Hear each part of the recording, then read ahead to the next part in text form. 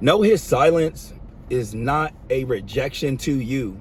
I lost so many friends that probably resent me because they would reach out and I'd go quiet. I wouldn't go quiet with one friend and not the other. I went quiet on everybody. And a lot of those friends that I knew for a lifetime, and y'all know who I'm talking about if y'all watching this video, it hurt me that y'all left, bro. And like, I was trying to figure out how to show up for myself. So how the hell I'm gonna be able to show up for you? My silence wasn't a rejection of you. My silence was exhaustion. My silence was suicidal ideology.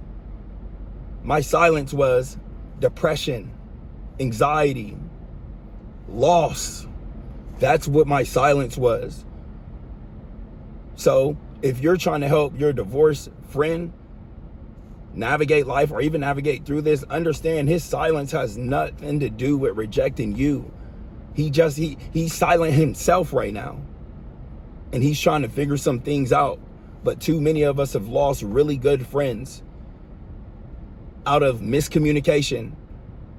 And a man that's going through a divorce, going through loss, custody stuff, like, he's not going to be in his right head.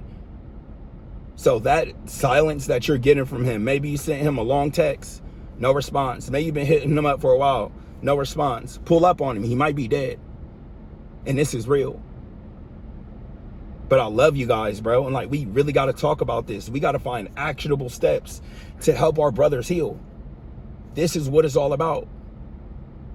But that rejection is not rejection. It's just him trying to understand how the hell he's going to get up out of this, how he going to last through tomorrow. Exhaustion, depression, anxiety, anger, rage, sadness. That's what he's rejecting. It's that. It's not him. So if you're at a point where you've been reaching out to one of your bros and they're going through a divorce and you're feeling some kind of way, listen, bro, you got it all mixed up. That man probably really love you. The same friends that stopped hitting me up, I still love him to death. But there is no way I could have showed up any different during that time, bro, because I couldn't show up for myself. And that's what really comes down to, man, is being able to understand that it's not about us. It's about the friend that you're helping that's going through that divorce. We have to take our egos out of it. And number 4 is say the hard thing, y'all. Say the hard thing one time. I know it's hard. It's awkward. It's weird, or what society has ever made it. It's because they taught us to compete with each other before trusting and encouraging each other and speaking life into each other. We have been taught to compete with our brothers. Sick. Say it one time. I'm worried about you, bro. That is the number 4th thing. The 4th way to help your brother that's going through a divorce is to say the most uncomfortable thing one time. Hey, I'm worried about you, bro. You went quiet on me. What's going on? That I'm worried about you, bro, is going to hold more weight than 12 months of you good, you good, you good, you good. I've had 2 people out my whole life that are men that have really texted me like, hey, I'm worried about you, bro. And honestly, I didn't know how to receive it. I didn't even know how to respond. But it held weight. I didn't respond right then and there, but I reached out. I felt like I owed them an answer rather than just a you good coming through. And I feel like I don't owe that a response. But to have somebody reach out to you and be like, hey, are you good?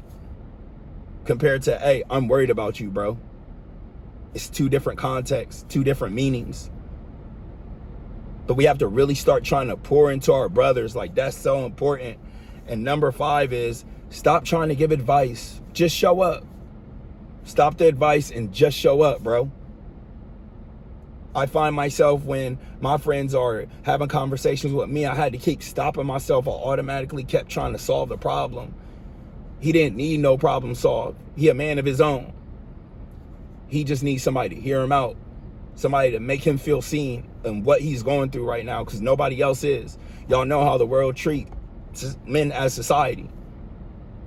But just show up, bro. Even if you sloppy when you show up, you showed up. That's all that matters. You showed up, you still got crust in your eyes or your breath stink or whatever. You showed up. They not asking you to be perfect, but that's the fifth way that we can really help our brothers move through the divorce and get real support, is just show up. Give yourself a rule that you can't give no advice. Just acknowledge. Acknowledge cues, that's all. Make him feel heard. If he asks you for advice, still try to push yourself off from giving it. But that's what we really have to do, brothers. Like, this stuff is real. And we have to start taking care of each other. So, brother, number 5 is just show up. Because that's all he needs. So just to run through them, we have number 1, stop asking if he's okay, because you know he's not okay. Speak on the elephant in the room. Stop letting society put us in a box to where we don't know how to show up for each other. Stop the deer in the headlight response of you good when we know they're not. Number 2, be the first to put yourself out there. Share something that you're going through that's very vulnerable, very challenging, that would probably throw him off his rocker and take the focus off of him. Like, whoa, you're really going through that? That's what leaders do. That's what brothers do. We set the pace. We set the floor. If a brother's showing up 20%, we gonna bring that 80 that day. And that's what that does. Create the environment to where he doesn't have to feel like he has to perform, and he can show up fully himself, even if that's him showing up in a weaker version for the now. All right. Number 3, know that silence is not a rejection to you, and don't take that personal. And I know it's tough, but that silence is him trying to fight to save his life, to stay alive. His silence is that suicidal ideology. His silence is depression, anxiety, suffering, loss. I live that. He needs you. Don't let your ego take you out of your phase and like, oh, he don't need me. He ain't responding. He just don't know how to show up for himself right now, bro. And I lost a lot of friends like that.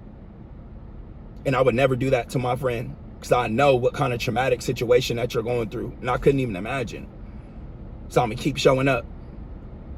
But that's number 3, is don't take that silence as a form of rejection. Take that silence as him trying to fight to keep going, and still encourage him and show up. So when he can show up, he can be like, yeah, you was there for me, even when I wasn't able to show up for myself. Number 4, say the hard thing one time.